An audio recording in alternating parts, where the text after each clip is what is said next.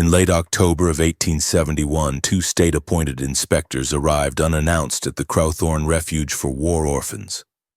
It sat at the edge of Elkmore, a forest-bound township in eastern Vermont where the roads curled like veins through pine and stone. The house itself had once been a hunting lodge, later a missionary retreat, and finally, after the war, purchased quietly by a woman no one in the town really knew. Miss Willa Crowthorne had put her own money into it, they said. Never married, no known family, a war nurse turned benefactor, a plain woman with a hard mouth and clean hands. The brass plaque on the gate read simply, "Children Made Whole." The words were engraved with care, as if they meant something deeper. Inside, the children called it the Grey House, though none of them remembered why. The inspectors came because someone had written a letter, an anonymous complaint posted from a nearby town, claiming the children were thin, unusually quiet, and one, a boy named Ellis, had vanished after a week in residence. Miss Crowthorne received them in the parlor where the windows were heavy with frost and the tea was already steeped. She apologized for the smell immediately. She said a root cellar had recently been flooded and a few crates of turnips had gone soft. She apologized again when they moved down the east wing corridor, where the air grew thick with a sour sweetness that seemed to cling more than it moved. One inspector coughed and dabbed his lip with a cloth. The other noted the scent was strongest near the floorboards. The hallway ran along the lowest wing, where the ceiling sloped and the children's dormitories sat in rows. Beds were lined precisely, whitewashed walls, no pictures. The only color came from the wool blankets folded once, centered on each mattress, and the children's clothing, pressed and stacked on narrow chairs. Everything in the Crowthorne home was symmetrical. No nail out of place, no curtain uneven. Miss Crowthorne wore a matching brooch and collar pin in the shape of a sheared lamb.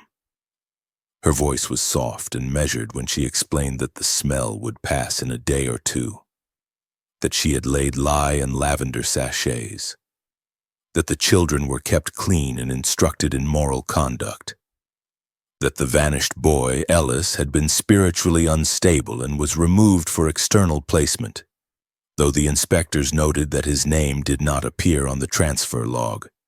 They marked the odor on their forms, rated the cleanliness satisfactory, and observed the children during their evening hymn. 27 in total, all aged between 5 and 13, all seated in silence until spoken to. One girl, pale and small, hummed off-key before catching herself and shrinking back. Her name was not given. No child spoke unless spoken to. The inspectors left early the next morning and their report was filed without urgency. The smell was deemed organic in nature. No violations noted, no further visits recommended. But that smell lingered. Long after the inspectors had gone, it thickened when the air turned still. It pressed from the floorboards like a slow breath. The children were made to scrub vinegar into the corners, to open windows even in frost, to keep lavender tied in pockets and under pillows. But they still woke some mornings with it in their mouths, a taste like iron and vinegar, like old meat that had soured without molding. They learned not to mention it. One boy tried once. He said the boards were warmer than the room, that sometimes they pulsed. He was removed the next day, sent for disciplinary correction. He did not return. What no one noted at the time was how the smell was strongest near the junction of two dormitories, one housing the older boys, one where the youngest children slept. Between them, beneath a rug with stitched scripture, lay a hatch, hidden in plain sight, its handle shaved flat, locked from below. For years no one opened it, no one dared. Miss Crowthorne kept no key. She said there was nothing there, just old brick, old pipes, dead rats perhaps. But at night the children sometimes heard tapping, not footsteps, not creaks, just tapping. Slow, rhythmic, like someone was counting, like something underneath still knew the number of heads above it. And that's where the story begins, not with screams or blood, but with a smell that never faded, a smell that settled deep in the walls and would not be scrubbed out, a smell the adults explained away and the children came to accept, not because they understood it, but because they had no choice. Willa Crowthorne never left the field, not truly. When the war ended and the wounded were buried or bandaged, most nurses packed what they could and returned to the places they'd come from. But Willa stayed behind, first at makeshift hospitals along the Shenandoah Valley, then later in a small stone church near Spotsylvania, where for nearly 6 months she treated only children. Not combatants, not soldiers, just children. Survivors mostly. Some starving, some silent. Some burned so badly their lips fused at the edges. She stitched what could be stitched, amputated when necessary, observed what infection looked like when it didn't show on skin. By the time she returned to Vermont, her own mother didn't recognize her. She never removed her gloves, not even to sleep. In 1867, Willa purchased the Elkmore Lodge outright with money no one could trace. Some claimed it came from a colonel's pension. Others said she'd earned it cleaning up battlefields for bounty, collecting teeth, hair, or organs for northern medical schools. But no proof ever surfaced. What did exist were the letters, dozens of them, from townspeople and reverends praising her capacity for order and miraculous work with difficult children. Within a year, she had a permit to house up to 40 orphans on private land. No state funding, no oversight. Just a quiet line in the county ledger that read, "Crowthorne Residence for Moral Rehabilitation of the War-Affected Child." She did not call them orphans, not in her own records. She used the phrase, "conditioned youth." She claimed most children, especially those from war zones, were not broken by what they saw, but by how no one corrected their inner framework afterward. According to her journals, war severed the child from moral scaffolding, and the only path back to health was through sequential repatterning. She called it behavioral purification. The method had rules, not many, but they were followed with cruel exactness. First, no child spoke their birth name after enrollment. Names were reassigned based on observed behavior in the first 48 hours. Second, all children ate in silence. Not as punishment, but to reduce impulse dilution. Third, sleep came at dusk, always with hands above the blanket and facing the same direction. Any deviation was corrected physically, then documented in the ledger of correction. By 1870, over 90 entries had been made. Her methods gained her praise from certain clergy and alarm from others. One priest, after visiting to deliver hymnals, described her discipline as strange but effective. Another left mid-service when a child flinched at a hymn's closing note, as if the sound itself triggered something painful. But Willa did not allow visitors more than once per quarter. And no child was permitted to speak to them alone. In the records she kept, bound in thick navy books lined in red twine, there were diagrams, not medical, symbolic, circles of behavior, hierarchies of correction. Terms that made no sense to outsiders: sympathetic obedience, noise aversion primes, nonverbal equalization. One page, unearthed long after her death, simply read, "Shame is a shadow. You can't strike it, but you can rearrange the light." She believed children must be broken quietly, not in rage, but in rhythm. That shame needed space to evaporate from the bones. That most evil came from softness, not cruelty. That the real threat in post-war America wasn't violence. It was what she called the emotive sickness of children who'd been left to choose their own reactions.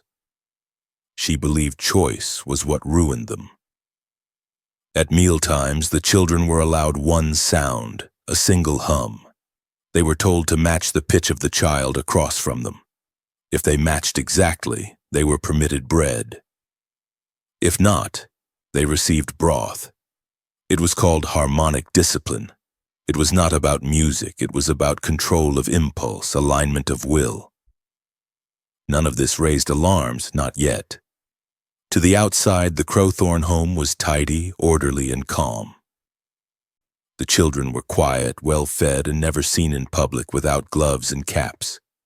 No bruises, no screams, just quiet hymns and folded hands. A house where the damaged were, by all appearances, being made whole again. But that's what made her method so dangerous. It didn't look like cruelty. It looked like care. Structured, wordless, sterile care. The kind that earned nods from men in collars and handshakes from distant trustees. The kind that made you believe something sacred was happening just behind the doors. When in truth what she practiced wasn't healing. It was subtraction, not of wounds but of will, not of pain, but of self. And underneath it all, that smell still lingered. The west hallway of the Crowthorne home was colder than the rest of the house even in summer. The windows were smaller, the stone foundation closer to the surface. The children slept two to a room on that wing, pairs carefully assigned by Miss Crowthorne based on silent scores and correction history. But no child ever stayed in the last room, the one closest to the far wall. Because there, behind the linen cupboard and a row of firewood bins, was a door, or something like a door. A narrow panel flush with the wall made of the same pale wood as the baseboards. There was no knob, no lock, no outline even if you didn't know where to look. But the children knew. They called it the Orphan Room, though no one ever said why. The name had always been there, passed in whispers from one intake group to the next. No adults ever used it, not even in jest. But among the children it was a rule: never speak near the panel, never touch it. And never, under any circumstance, be caught alone in that hallway after dusk. There were stories. A girl whose braid turned white overnight, a boy who forgot how to blink, another who came back smelling like soap and pepper and couldn't say the letter R anymore, but those were only stories. No one ever saw the door open. No one ever heard it close. Miss Crowthorne never acknowledged the door. When asked during early inspections, she claimed the back wall of the west wing was a sealed utility cavity from the building's days as a lodge. Later records, however, showed that the architectural plans did include a narrow root cellar accessible from the west side. That access was listed as walled off in 1869, but the date on the plan didn't match the date stamped in the brick at the building's foundation. And when the wall was tapped, just once by a carpenter doing repairs, it echoed different. Not hollow, not solid, just different. In 1872, 11 children were registered at the Crowthorne home. Their intake forms remain archived in county records. Their names, ages, and prior wards of residence are all noted in clear ink. But when the end-of-year census was conducted, only 8 names appeared. 3 were gone. No transfer documents, no deaths reported, no adoption records. Miss Crowthorne's logs claimed all 3 had exhibited extreme behavioral collapse and had been removed under Clause B. There is no Clause B in any state orphan care regulation at that time. One of those missing was a boy named Caleb Hensley. He'd been brought in from a rural ward after witnessing the death of both parents in a barn fire. He did not speak for the first 2 weeks, but records show he responded well to harmonic alignment exercises. Then one evening during choir practice, he was removed from the group and escorted down the west hallway by Matron Crowthorne herself. A caretaker noted that Caleb was damp from the knees down and had a red mark on his temple described as circular and evenly indented. He was never seen again. Another Ruth Beller, age 6, was assigned to the west dorm for bedwetting and tremors. Her name appeared in a single logbook afterward, next to the words, "Given trial under the threshold." That page was torn out in the following volume. The last, a girl named Constance, had no surname. Brought by rail from a burned-out chapel near Appomattox, she had a habit of tapping the same rhythm with her fingers wherever she stood. 3 soft taps, pause, 2 quick ones. One child remembered her doing it in her sleep. Another claimed to hear it from behind the door one night. When he repeated the pattern out loud, Miss Crowthorne struck him in front of the others and locked him in the linen cupboard overnight. He never tapped again. No one ever saw the door open. But the smell changed near it, less sour, more like iron and cloves. Sometimes the wall behind it felt warmer than the rest. Sometimes it pulsed faintly, like something inside was breathing very slowly. And still the rules remained. Never speak near the panel, never touch it, never ask. Because in the Crowthorne home, being an orphan wasn't about losing your parents. It was about being taken into that room and not coming back out. Eliza Penwell was not a defiant child. She had arrived quietly the way most of them did, clutching a cotton satchel with one broken strap, eyes swollen from days of smoke and too little sleep. Her father had died in the war, her mother in the fever that followed. The letter that placed her at Crowthorne listed her as mild, prone to dreams, trouble with retention. She was 7. Her hair was the color of wheat, her voice high and gentle. She hummed to herself sometimes, but only when no one was watching. For 3 months, Eliza obeyed every rule. She matched pitch at supper. She kept her eyes forward during recitation. She folded her clothes with edges aligned to the corners of her drawer.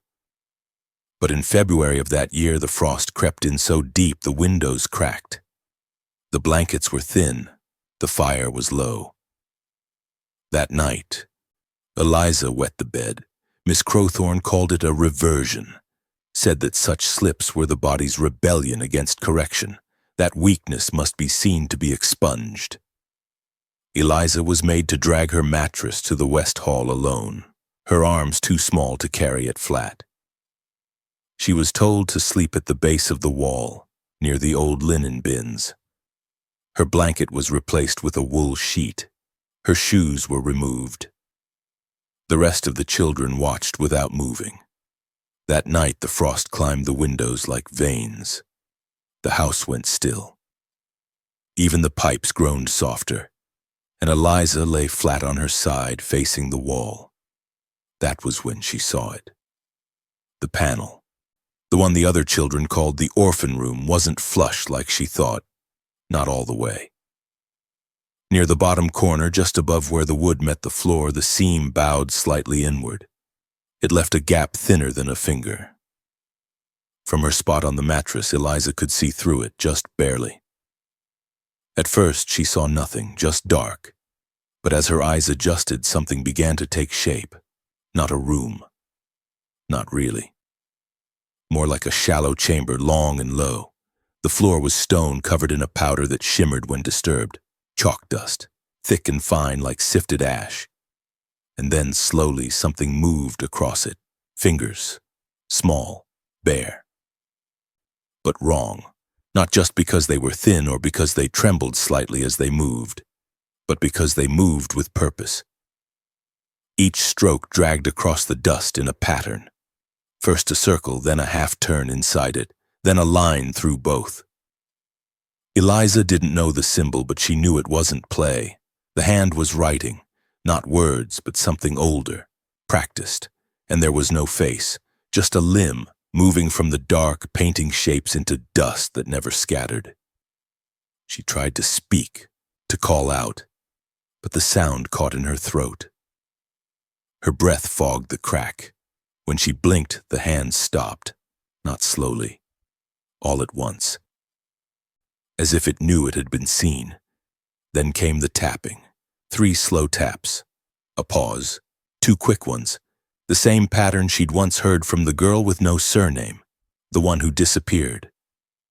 Eliza pressed her body back from the wall, but the crack was still there. The hand stayed still, waiting.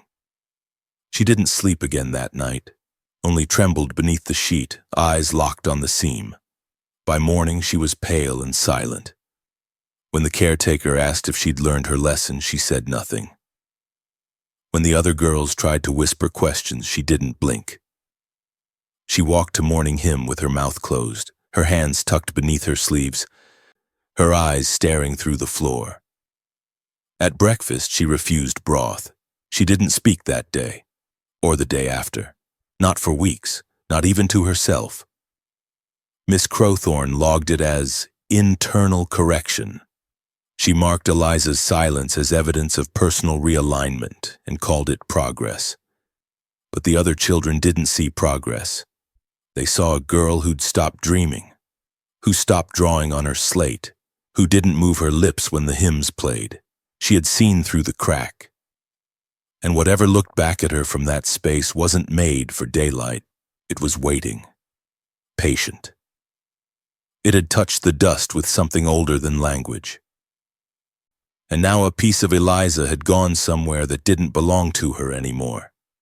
She never asked to leave, because she knew there wasn't anywhere else to go. Not really. Not once you'd seen the place beneath the panel. The place where names unraveled and fingers kept drawing even after the child was gone. The first mention of the cabinet came not from within the Crowthorne home, but from a page in a medical ledger kept by Dr. Hollis Dregg, the Elkmore town physician. Dregg had been practicing since before the war, known for his cautious temperament and a fondness for documenting even the smallest details. In 1872, buried between records of laudanum deliveries and mending kits, one line stood out, written in smaller, tighter script than usual. Delivered per client request, 6x tension weights, 4lb, 2x cerebral corks, 1x spinal dilation harness, child X small, 4x mouth gags, soft latch, Miss Key restraint fittings. The recipient, Miss W. Crowthorne. Payment, cash, exact. Notes, for application in behavioral realignment, not surgical. At the time, there was no law requiring a physician to question how such tools might be used outside an operating room. Miss Crowthorne had described her needs plainly.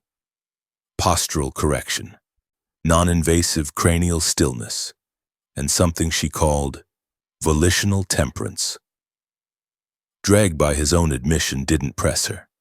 He had heard stories of battlefield nurses applying makeshift restraints to children who screamed through shock or refused to eat after trauma.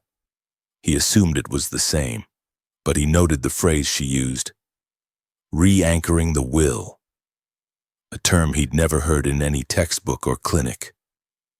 Years later, when Dregg was in his 70s and long retired, he was asked about the purchase again, this time by a journalist researching legacy child institutions. He said the memory had never left him. Not because of what she ordered, but how precise she was. She'd brought her own measurements, even small diagrams, drawings of devices not found in any known medical catalog. He said, she claimed it wasn't surgery, but what she meant, I think, was that she didn't need to cut the skin to change the body. Inside the Crowthorne home, the cabinet stood in a narrow side room off the back parlor. The door was always locked, the key always on Miss Crowthorne's chain. But the children called it the Red Room, not for blood, but because of the light.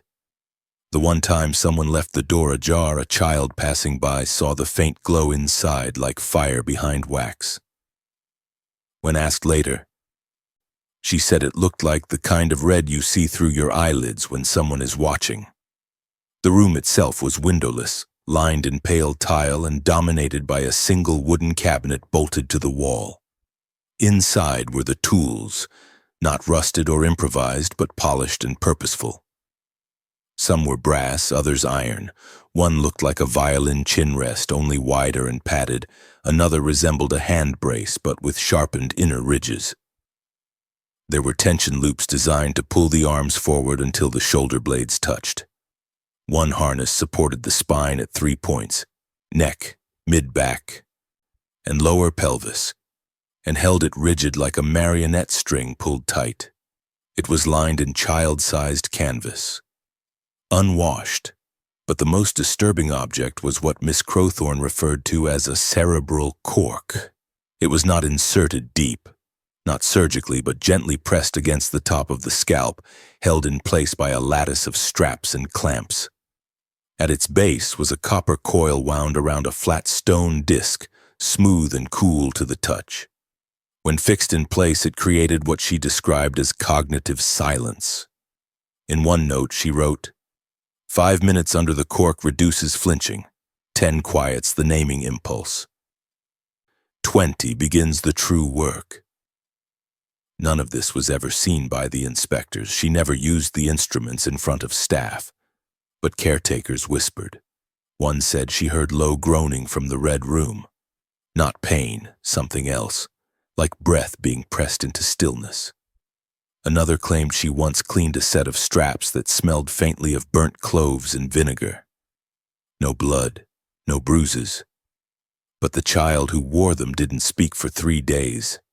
She never called it punishment, only purification. And the tools, she believed, didn't inflict change. They revealed it. They drew the child back to a shape she believed was buried under the chaos of grief, noise, and memory. To her, suffering wasn't a symptom. It was a passage, one that could be mapped, measured, and turned like a key in bone. The cabinet remained locked. But the children knew it existed. They learned to recognize the signs, the soft click of the parlor door, the silence that followed, the faint shift in the house's breath when someone didn't come back for hours, no screams, no cries, only silence. And when they did return, they were quieter, straighter. They folded their hands faster, ate without blinking, slept without twitching. As if something had been extracted, not from the body but from the space inside it. The space that used to hold defiance, or fear, or a name. The intake record was dated May 3rd, 1873. Inked in Miss Crowthorne's precise, angular hand. Frances Little, age 9, transferred from Willow Parish, orphaned due to battlefield displacement. But something about the entry stood out. Not the circumstances. Hundreds of war children carried similar tragedies. But the revisions. The name Frances was cleanly crossed out just 2 days later. Above it, in darker ink, Sybil. Then less than a week after that, another correction. Dot. No explanation. No remarks in the behavioral ledger. Just a series of names layered like skin, each hiding the last. In her second week at the Crowthorne home, Frances, or Sybil, or Dot, was removed from group hymn practice and placed in a separate dormitory, one used only for children under linguistic refinement. She was seen whispering to herself during meals, not disobedience, not rebellion, just repetition. Her lips would move, but no sound came out. At night, the girl across the hall reported hearing her whisper her own name backward, over and over again.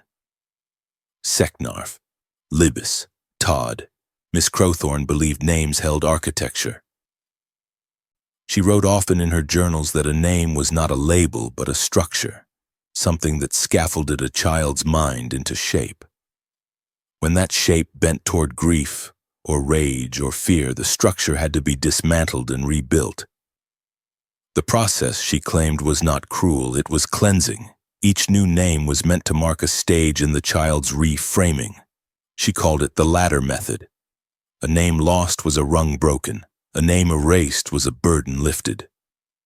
When asked once by a visiting reverend why so many children had unfamiliar names, she answered, "A name is the first lie we are given." I removed the lie. The girl called Dot was forbidden from using any prior name. If she slipped, even in sleep, she was made to write the offense in chalk, backward, 100 times. The act was not about punishment, but purification. Over time, she stopped using pronouns altogether. She'd speak in the third person, but only when asked. Eventually, she stopped referring to herself at all. Decades later, a woman came forward during a rare psychological study on orphanage trauma survivors. Her legal name had long since changed, but in therapy she confessed that she was once Frances Little. She recalled being told that names were vessels for rot, that her parents' deaths had tainted the sound of her own identity, that each time she tried to say Frances, Miss Crowthorne would place a strip of linen over her mouth and whisper that shame lived behind the teeth. She spoke of something called the nameless threshold, a period in which a child stripped of their assigned names and denied new ones would exist only in silence. No one was to call them, no one was to speak to them. In that liminal space, the child would eat alone, sleep on the floor, and participate in reflection sessions, which included staring into a covered mirror for 2 hours a day. When asked what she saw in those mirrors, the woman answered, "Not my face, just noise. I heard things instead." During this phase, the staff referred to the children only as numbers, but even the numbers changed daily. To reach the next rung in the ladder method, the child had to earn a name, not through obedience but through absence. The less they reacted, the fewer questions they asked, the quieter they breathed. It was not submission Miss Crowthorne wanted, it was erasure. Her theory stated that true purity arrived not when the child obeyed, but when they no longer remembered what they were resisting. In one of the only surviving transcripts from Miss Crowthorne's journals, she wrote, "The name is a knot. Unwind it and the self spills out like disease. But if you burn the knot utterly, there is peace in what remains, stillness, shape, will." For Dot, the final name was chosen by Miss Crowthorne herself. Not a virtue name, not a biblical one. Just something small, something soft enough to mold. Dot was not given with ceremony. It was sewn into her apron and written on her slate. When asked how it felt, she said, "It didn't feel at all. That was the point." And in time, she forgot what her voice sounded like when it said Frances, forgot the sound of her mother calling across a field, forgot who she'd been before the name was cut away, because that was the method, not punishment, not pain, but slow subtraction, not of flesh, of memory. And somewhere in the house, near the linen cupboard, the smell of chalk dust and vinegar grew stronger, as if each forgotten name still lived beneath the boards, waiting to be whispered back into form. The interview was recorded in 1923 by a visiting professor from the Vermont Institute of Mental Hygiene. He had come to document long-term trauma among aging residents of a rural sanitarium in Essex County. One man stood out, Langley Post, age 61, quiet, lucid, rarely spoke unless prompted. On his intake form from years earlier, someone had scrawled in the margin, "Previously institutionalized, orphanic, flat affect, shows pattern recall." The professor had no idea what that meant until Langley mentioned Elkmore. When asked where he was raised, Langley didn't answer immediately. He stared at the edge of the table, then, without blinking, said, "West hallway, the one with the soft wood." When pressed further, he said he had lived in the Crowthorne home from 1871 to 1875, that his number had changed 4 times, that his name, if it had ever been his, was Langley too. But it was what he remembered about the room, the one the children called the Orphan Room, that made the professor start the tape recorder. Langley recalled being locked outside the linen bins for 6 hours after he failed to repeat a sequence correctly during harmonic drills. Miss Crowthorne had called it response training, a form of rhythm conditioning meant to flatten emotional variance. He had been placed on the floor facing the wall, told not to speak, told to listen instead. What he remembered wasn't crying, not the sounds of suffering he expected to hear through the panel. What came from behind that door was recitation, calm, deliberate, unbroken. He said the voices didn't weep, They repeated phrases, numbers, sometimes songs with no melody, sometimes what sounded like scripture but not in any language he recognized. Children's voices, 2 at first, then 3, then silence, then the same lines spoken again, slightly altered, slower, almost mechanical. Langley said the cadence was wrong, not human wrong, patterned wrong. No one stuttered, no one paused for breath, just a looping tide of syllables layered with just enough space in between to feel rehearsed. He recalled one phrase that stuck with him for decades. I am not, I was not, I will be still. He did not know what it meant, but he said it made his teeth ache when he heard it. He was 7. What terrified him wasn't the children's voices, it was the 4th one, the one that didn't match the others. Deeper. Not loud, but dense. It would come in only after the others had gone silent. Langley described it as a throat that spoke like it had no breath, a sound with weight, not age, not gender, just pressure, like it pressed the words out through bone instead of lungs. Once he said, it answered a child's line, not in English, but in correction, as if the child had said something wrong, as if the voice behind the wall was adjusting a formula and the child had become a broken variable.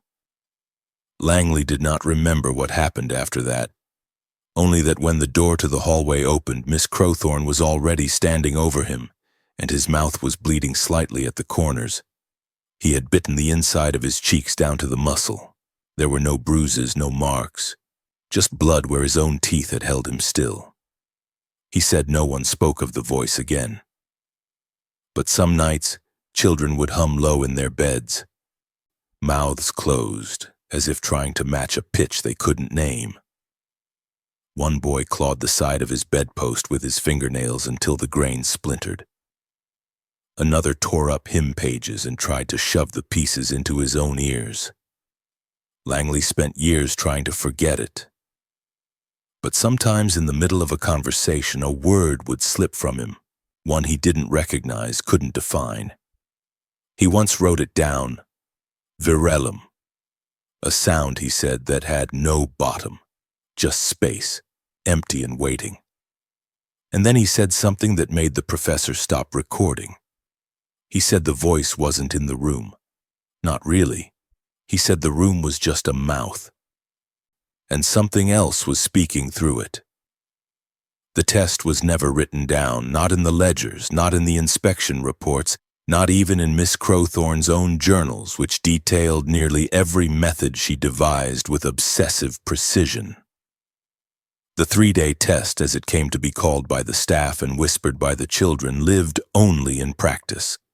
It was spoken of in fragments, phrases like the quiet passage or the trial of breath, but those who endured it remembered every hour, not because of what was done to them, but because of what was taken.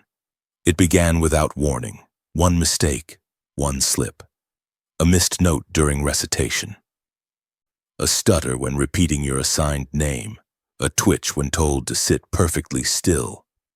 And then your number was read aloud, not shouted, spoken softly from Miss Crowthorne's lips while she stood behind you. You were not to look. You were not to cry. You were to rise and follow her to the eastern stair, where the light dimmed and the floors creaked differently. You were led to the chamber below the west wing, though it had no official name, and left there alone. Day 1 began with stripping, not of clothing, of identity. You were told to remove your name by writing it backward in ash across the floor, then smearing it until the letters vanished. Your slate was taken, your bedroll replaced with a coarse mat, no light, no sound but your own breathing and the occasional pulse of the house settling above you. Meals were broth, thin, warm, unseasoned, and served through a panel. No utensils, no words exchanged. Just silence, pressed flat between the hours. There was no clock. Time dissolved. But the children learned to count by the rhythm of their own body, breaths, pulses, hunger pangs. On the second day, You were given nothing, not even broth. You were expected to lie flat, arms at your sides, and let the noise leave you, as Miss Crowthorne once wrote in a margin. That was when the hallucinations began. Shapes in the dark, familiar voices speaking unfamiliar words. The room didn't echo, it swallowed. You couldn't hum, you couldn't cry. Even if you tried, the sound collapsed before it left your throat. And then came day 3. That morning, if it was morning, you were led blindfolded into a second room. Smaller, colder. The floor here was stone, damp in places. Miss Crowthorne would stand somewhere behind you. You never saw her. But you felt her presence like a hand on your shoulder that never touched you. Before you, a tray was placed. On it, an object, always different. Sometimes a twisted metal fork shaped like a child's spine. Sometimes a doll's head with its mouth stitched shut, wires looped through the eye sockets. One child described a mirror that didn't reflect your face, just a shadow where you should be. Another remembered a wooden cube that ticked even when you held your breath to listen closer. Miss Crowthorne called it the object of origin. She believed each child carried an internal fracture, a wound of identity that must be made visible, then silenced. The object, she said, would either provoke that fracture to surface or confirm that it had already been healed. You were given no instructions, just left alone in the dark with the object. No time limit, no prompts. The rule was unspoken but known. Scream, and you failed. Go still, and you passed. The test wasn't about courage, it was about erasure, not of fear, but of reaction. Some children screamed before they even touched it. Those were marked for repeat conditioning. Some tried to speak, to name what they saw. Those were marked unstable. The ones who passed simply stared, or touched, or waited, breath low, until Miss Crowthorne opened the door again and said only one word. Ready? One boy, years later, said he remembered holding a piece of bent tin with hair embedded in it. He didn't scream. He didn't speak. He just held it until the shape meant nothing. Until it felt like part of the room. Until the wrongness of it became familiar. That was the point. The test didn't measure resilience. It measured whether the child had stopped needing meaning, whether the soul had grown quiet enough to be shaped again, or discarded. They found the shelf by accident. In 1911, long after the Crowthorne home had been shuttered and converted into a storage wing for the Elkmore poorhouse, a groundskeeper named Emmett Hale was repairing a leak behind the old matron's quarters. The wall gave slightly when he leaned on it, too much for solid stone. Behind a crumbling layer of plaster, Emmett uncovered a recess lined with a rotted velvet backing and wooden planks, warped but intact. The shelf ran 3 tiers high. Dust sealed the space like parchment, but the contents were undisturbed. There were no books, no letters, just jars. Glass thick, sealed tight with red wax. Each one labeled by hand. At first he thought they were medical, labeled with initials and dates, CL Mar 1871 on BL Mar 1873, LP 1872, third trial. But inside, beneath the yellowed lids and pressed against the glass like specimens, were not organs or preserves.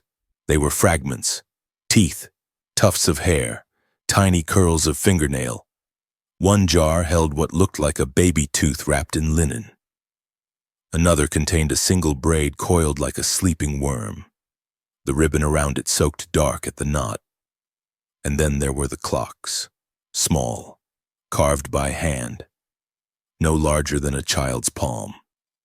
Each made of wood, sometimes bone, no mechanisms, no ticking parts, just hollow discs with notches carved where the hours would be. But none had hands, no minute arrow, no hour spike, just the face, smooth, polished on and marked in 3s, 3 grooves, 3 sections, 3 emptinesses. The label on the most intact jar read LP, 1872, third trial. County archives later confirmed that LP was Langley Post, the same orphan who had spoken of the voice behind the wall, the one who'd said the room was a mouth and not a chamber. His original admission form had been altered 3 times, a different name crossed out on each, replaced with initials only. Each revision marked in a different pen. But the dates matched, and Langley had vanished for nearly a month during his 3rd year in the home, only to return thinner, quieter, with a streak of white in his hair. Miss Crowthorne had called those clocks moment markers. In a fragment recovered from her personal writings, she wrote, "The soul is not a line, it is a spiral. Time bends at trauma. To correct the spiral, one must interrupt it, not with noise, with stillness.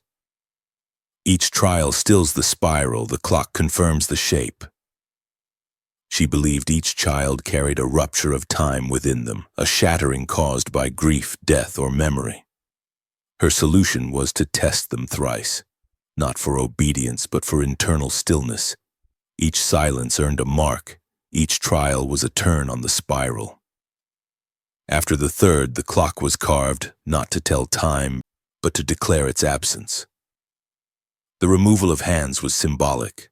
The child no longer needed time, no longer resisted it. They had become unmoored from chronology, ready to be restructured. The fragments inside the jars were proof. Miss Crowthorne never kept full names, only initials. She believed full names bound a child to false memory. Initials preserved the final stage. The hair, teeth, and nails weren't trophies, they were records. Catalogued evidence of a soul interrupted and recast. Some jars held nothing but dust and a clock. No remains, no trace, only the marker notched in 3s. One caretaker who stayed on after the conversion said the shelf had been whispered about before, even feared. That Miss Crowthorne had spoken of it once, not as a memorial but as a ledger of completions. That when a child reached their 3rd trial, they were never corrected again. Not because they were healed, but because there was nothing left to resist. The shelf was quietly removed, most of the jars destroyed before reporters could photograph them. But the clocks, at least a few, were kept by collectors, passed from hand to hand, museum to private archive. None of them ever ticked, none of them ever cracked. But one researcher noticed something strange. Under blacklight, the carvings revealed faint lettering in a hand too small to be adult. Not Latin, not numbers. Just one phrase repeated in a different form on each clock. Still me, still me, still me. Each word a wound, each notch a silence, each jar a reminder that time in the hands of the wrong mind can be emptied and named and sealed in glass. James Alcott was never supposed to be in the Crowthorne home.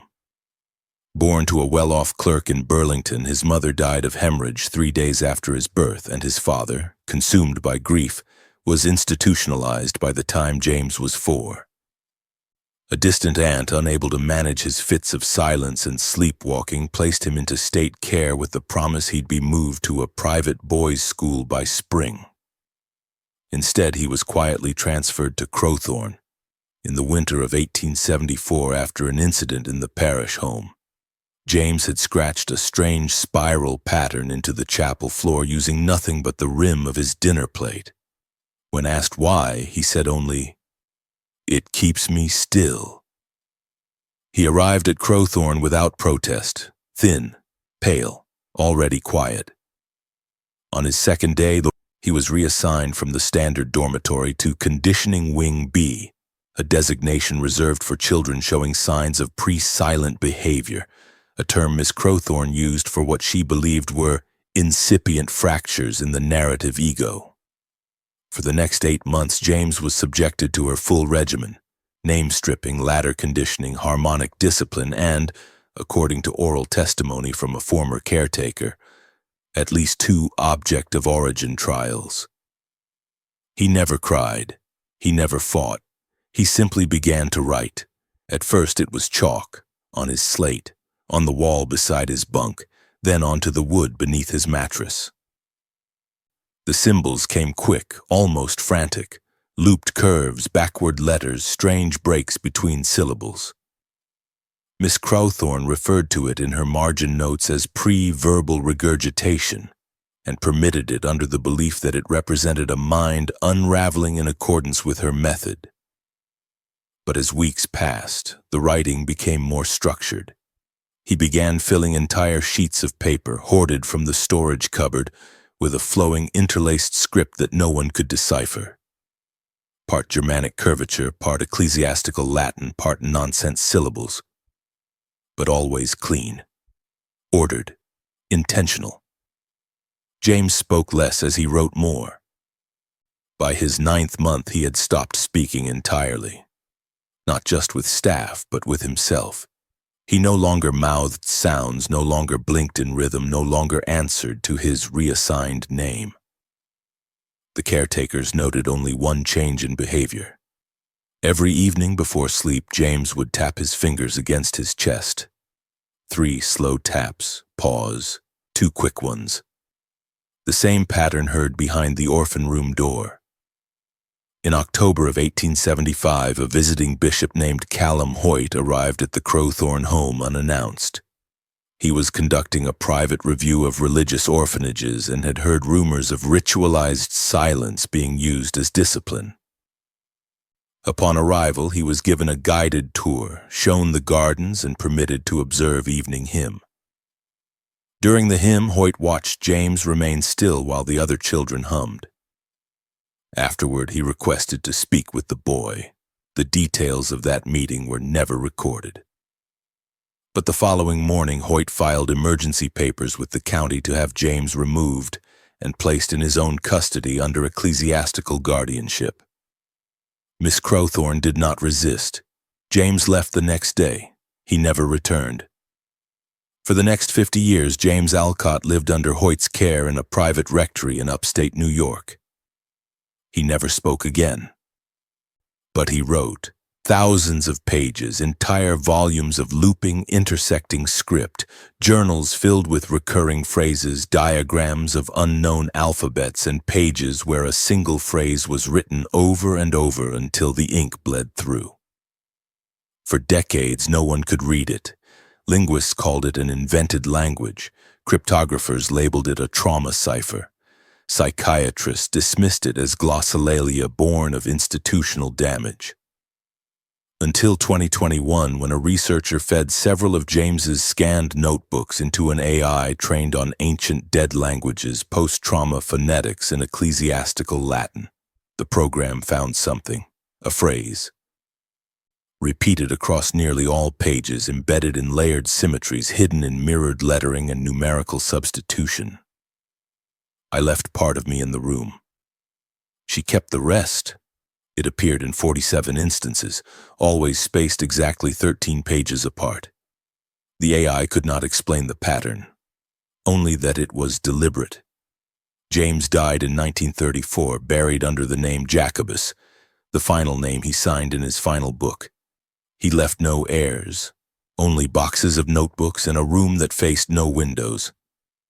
Inside it, carved into the underside of the desk, the same phrase again, scratched with what appeared to be a spoon. The last caretaker of the rectory said that some nights James would wake from his sleep not screaming but writing, in the air, with his fingers, as if the words had to be traced to stay still. He never looked frightened, only focused, like something was still being dictated, and the hand writing it didn't belong to him anymore. The fire began just before dawn on December 12, 1879. A thin trail of smoke leaked from the eaves of the east wing, curling upward into the cold gray sky like a thread being pulled from inside. No one sounded an alarm. No bells rang. By the time townspeople saw it and arrived to help, the flames were low, contained. Oddly contained, as if they'd run out of fuel too soon. The east wing was the oldest part of the Crowthorne home, once used as servant quarters during the lodge's original construction, then later retrofitted into storage and refractory holding. That was Miss Crowthorne's term for it, though no inspector had ever been inside it. The walls were double thick, the windows barred, a hallway sealed with a deadbolt only she carried the key for. Her reason was always the same. Some silences must be kept alone. When the townsmen arrived with buckets and makeshift pumps, they found Miss Crowthorne already outside, calm, composed, her hands clean. She directed them only to the east wing. "The rest of the house is fine," she said. "This is a regrettable accident, but nothing more." The fire left no casualties, at least none above ground. But once the flames were out and the smoke cleared, a local blacksmith named Pritchard, who had volunteered to help assess damage, noticed something strange about the stone beneath the scorched floorboards. It wasn't blackened, not charred, but scored, marked in long, shallow grooves that ran the length of the chamber like ribs, not from shovels, not from heat fracture, from something that had moved. Something dragged again and again. When they pulled the remaining boards loose, they found more than stone, dozens of iron hooks embedded in the subfloor, some with dried leather straps still bolted in place, blood on the edges, old, brown, baked into the cracks. The blood hadn't boiled or spread in the heat. It had been dry long before the fire came. In the corners of the space, small indentations, grooves notched into the stone in sets of 3. Some deeper than others, some worn smooth. The pattern repeated throughout the foundation. A mason later said they looked like pivot points, places where something was spun slowly again and again until the rock gave way. Investigators tried to locate records of what the east wing had been used for. None were found. No blueprints included the lower chamber. No logbooks mentioned occupancy. When questioned, Miss Crowthorne said only, "It was a space for the unspoken." She refused to elaborate. The surviving children were kept in the west wing during repairs. None were injured. But some began to shake in their sleep afterward. Others refused to eat. One boy carved 3 small circles into his thigh using the edge of his spoon. When asked why, he said, "I had to take them out before the fire did." It became clear, even to the local council, that something had burned that wasn't made of wood. That the fire had not started as an accident, but as a purge. Yet no charges were brought, no autopsies because there were no bodies, no arrests because no one had died. And Miss Crowthorne, for all her silence, had broken no law. But those who were there never forgot what they saw in the ash.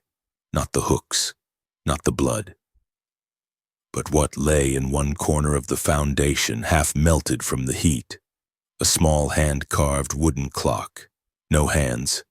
3 grooves. The initials CL scratched into the base, the same initials as a girl listed missing in 1871. Her case had been marked unresolved. Miss Crowthorne never rebuilt the east wing. She had the chamber filled with concrete.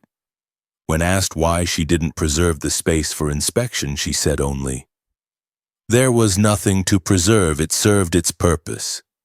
Then it was emptied. That word stayed with them.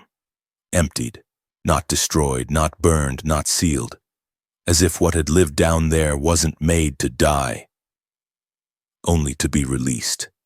And whatever had held it, restraints, ritual, method, was no longer needed. The room hadn't been a prison, it had been a vessel, and the fire wasn't to kill what was inside, it was to hide that now. It wasn't. When the Crowthorne home was finally closed in 1881, no announcement was made. There were no headlines, no press releases, no ceremony, just a brief notation in the State Archive.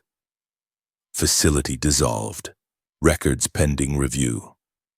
The building was vacated quietly, the grounds unkept. Whatever had happened behind its stone walls was left to dry out in silence, like a wound too deep to bleed. It wasn't until 2 months later that the final ledger was discovered.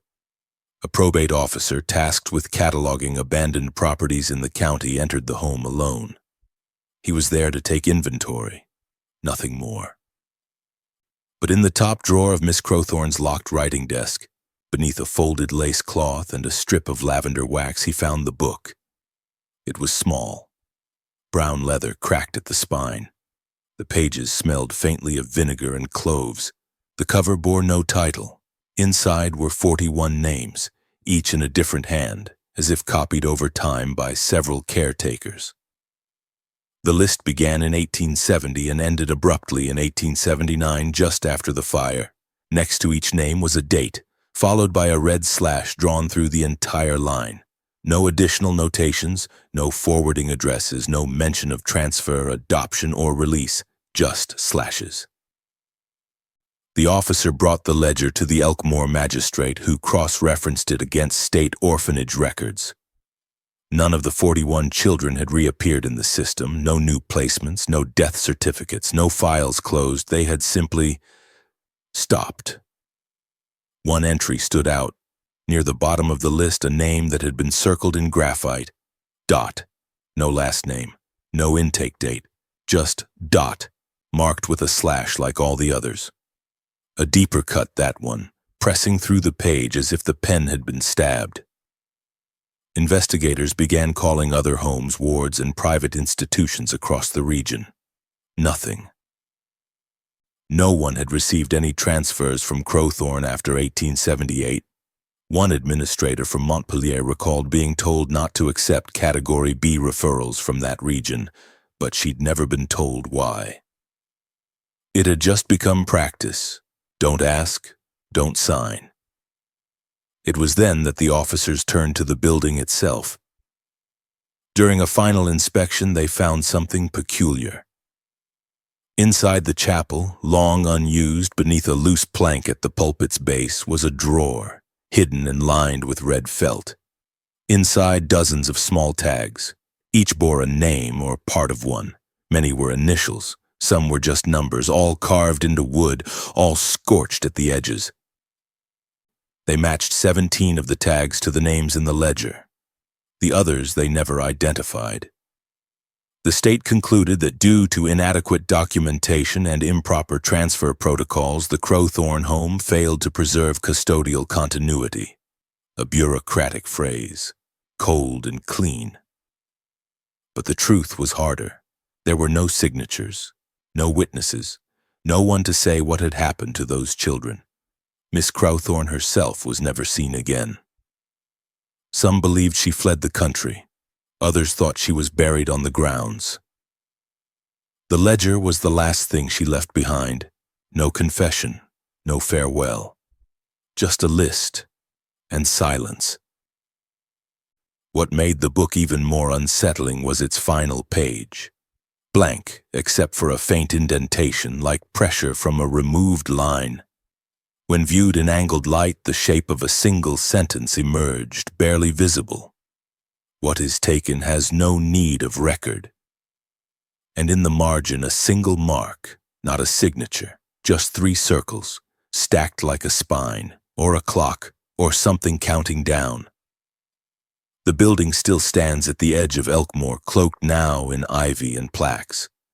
Officially, it's part of the state's Historical Preservation Registry, listed as a post-war orphan care structure, notable for its early adoption of institutional order and behavioral theory. The east wing, where the fire happened, was never rebuilt, just a paved courtyard now, ringed with broken stones and rusted benches no one sits on for long. But the foundation remains, and beneath it, the cellar. Tours are offered twice a month in summer, history enthusiasts, paranormal groups, a few who say they had family once housed there. The guides follow a strict path, main hall, parlor, chapel, and finally the stairwell leading into the basement, what they call the archive room. It's sparse, just shelves, an empty desk, a handful of artifacts in a glass case. But there's one corner they never point to, and one wall they never touch. It's the far wall of the cellar where the stones run darker than the rest. Smoother too, like something polished them from the inside. Tourists say it hums if you press your ear to it, not loud, not rhythmic. Just a soft tremble like the aftersound of a struck bell. Others say it's colder than the rest of the room, even in July. That no matter how long you hold your palm there, the stone never warms. Some feel nothing at all, but some swear they hear breathing. Not voices, just breath, steady, low, not quite human. As if the wall itself exhales between the hours. One guide tells a story. Says a child came once on a school trip, small, maybe 6 or 7. The others moved on. But this boy stayed near the wall, pressed his head against it, stood that way for nearly a full minute, eyes closed, hands flat. When the teacher called him back, he didn't move, just whispered something too quiet to hear. Later, when asked what he said, he shrugged and answered, "I just told her I'm not ready yet." No one asked who her was. Another visitor, a woman in her 50s, claimed she heard the word again repeated 3 times. Faint behind the stone. When she turned away, her ear felt numb for hours. The tour guide chalked it up to suggestion, nerves. But afterward, they found 3 small grooves scratched lightly into the corner edge. No one saw who made them. And they were gone by the next morning. The Historical Society denies anything unusual. They say the vibrations are from groundwater, that the cold is due to the old masonry, that the wall was never part of the original plans, but locals know better. They say the wall was built over something, not to hold it in, but to cover what was already gone. The room beneath the floorboards may be sealed, the ledger may be closed. But something still stirs where the children once stopped speaking. Not loud, not violent, just waiting. And if you listen too long, if you stay too close, it's not the wall you hear.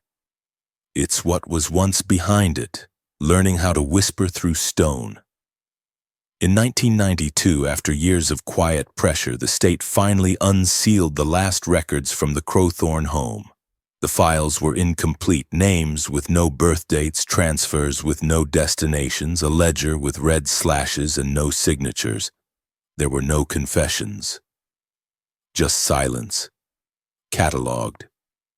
One folder contained a list of objects tagged for destruction in 1880, slates with backward names, child-sized restraints, hand-carved clocks with no hands. Another held scraps from Miss Crowthorne's notes. Stillness before structure, absence before rebirth. The state called it a failure of oversight, nothing more. No charges were filed. No grave ever found. Miss Crowthorne had vanished decades before. All that remained was her method, echoed in pages, remembered by those who had survived it. That same year, a small plaque was added near the front gate. No ceremony, just hammered into the stone by a groundskeeper. It reads, "For the children whose names were taken." No list, no dates. In 1993, a law passed requiring all foster and care facilities to install independent audio monitoring and keep verified logs of visitors and room entries. The law didn't name Crowthorne. It didn't have to. The building still stands, used now for record-keeping and quiet tours. One hallway remains sealed. The cellar still draws those curious enough to listen near the wall, the one that hums faintly beneath the stone.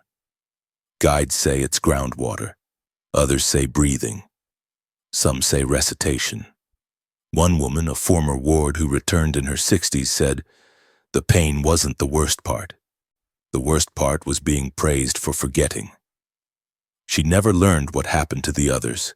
Their names, Dot, Langley, Sybil, don't appear anywhere else, just initials and slashes sealed into forgotten books.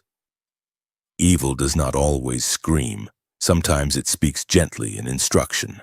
Sometimes it lives in paper, in rules, in gloves, and hymnals, and the sound of chairs being tucked in quietly after supper. Sometimes it doesn't kill. It removes, carefully, softly, without leaving marks. We trusted it because it was quiet, because it was organized, because it used the language of healing while it emptied children of their names. And even now, it's easier to call it discipline, or a method, or a relic from another time. But the ledgers are still missing pages, the clocks were real, the children never came back. So now we ask, what do you think? Was this institutional madness or modumbat or something worse? And could it happen again, if no one listens when a child stops speaking?